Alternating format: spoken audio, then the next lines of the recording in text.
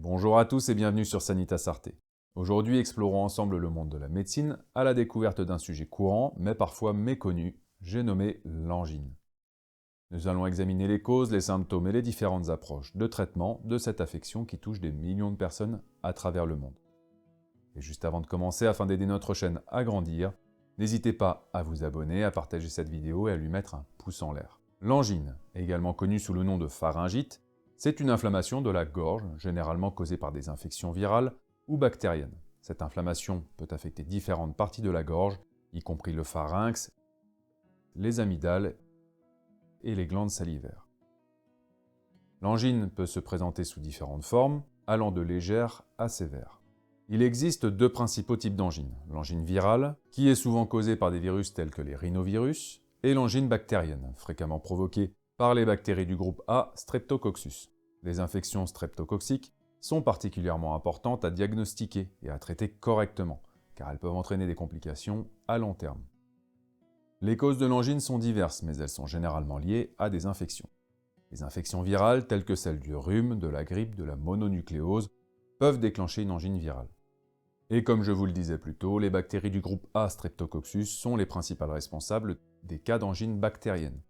D'autres facteurs tels que l'exposition à des irritants environnementaux ou une faible immunité peuvent également contribuer au développement de l'angine. Pour ce qui est des symptômes de l'angine, ils varient en fonction de la cause. Cependant, certains signes courants incluent un mal de gorge sévère, une sensation de brûlure ou de picotement, des difficultés à avaler, une fièvre, des maux de tête et des ganglions enflés dans le cou. Dans les cas d'angine streptococcique, une éruption cutanée peut parfois apparaître. Il est important de noter que les symptômes de l'angine virale et bactérienne peuvent souvent se chevaucher, rendant ainsi le diagnostic précis crucial pour un traitement approprié. Pour prévenir l'angine, je vous conseille de vous laver régulièrement les mains avec de l'eau et du savon, surtout après avoir été en contact avec des personnes malades ou des surfaces contaminées. Il faut éviter de se toucher le visage, en particulier le nez, la bouche et les yeux avec les mains non lavées. Bien évidemment, on évite les contacts étroits avec des personnes malades pour réduire le risque de transmission d'infections respiratoires, y compris les infections à streptocoque. Tousser ou éternuer dans le creux du coude ou dans un mouchoir pour éviter la propagation des germes dans l'air.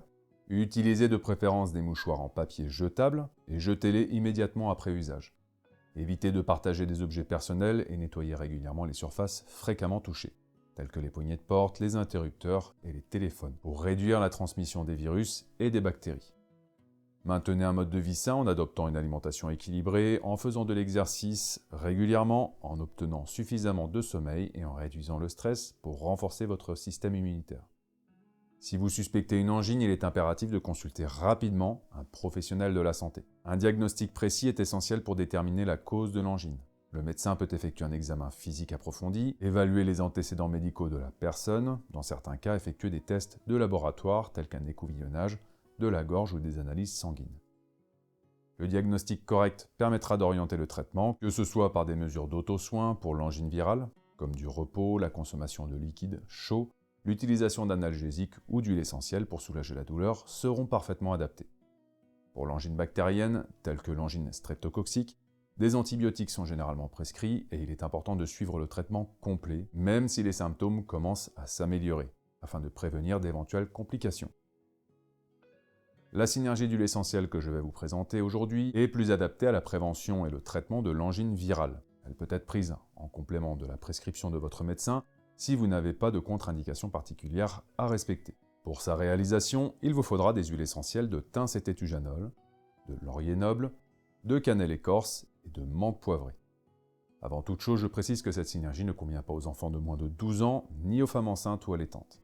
Commencez par prendre un flacon ambré propre et sec, ajoutez-y 10 gouttes d'huile essentielle de thym cététujanol, 10 gouttes d'huile essentielle de laurier noble, 5 gouttes d'huile essentielle de cannelle écorce, 5 gouttes d'huile essentielle de menthe poivrée.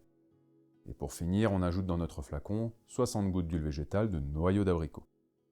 Mélangez le tout et comme d'habitude, pour éviter un bête incident, notez avec un crayon à verre ou une étiquette le nom de la synergie sur votre flacon.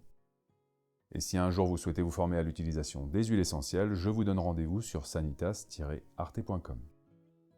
Pour l'utilisation de cette synergie, appliquez 4 gouttes du mélange en massage sur la gorge, 4 à 5 fois par jour jusqu'à l'amélioration des symptômes.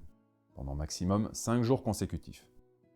Alors, ceci étant dit, voici quelques conseils naturels supplémentaires qui peuvent vous aider à soulager les symptômes de l'angine. Bien évidemment, je vous recommande principalement de boire beaucoup d'eau pour rester hydraté, ajouter du miel à une tisane ou consommer une cuillère à soupe de miel pur. Le miel a des propriétés antimicrobiennes et apaisantes qui peuvent aider à soulager la toux et à adoucir la gorge. La propolis, une substance aussi produite par les abeilles, connue de la même manière pour avoir des propriétés antimicrobiennes, certains l'utilisent sous forme de spray ou de pastilles pour soulager les symptômes de l'angine. De toute évidence, la vitamine C peut aussi vous assister en renforçant votre système immunitaire. Vous avez aussi le gargarisme à l'eau salée.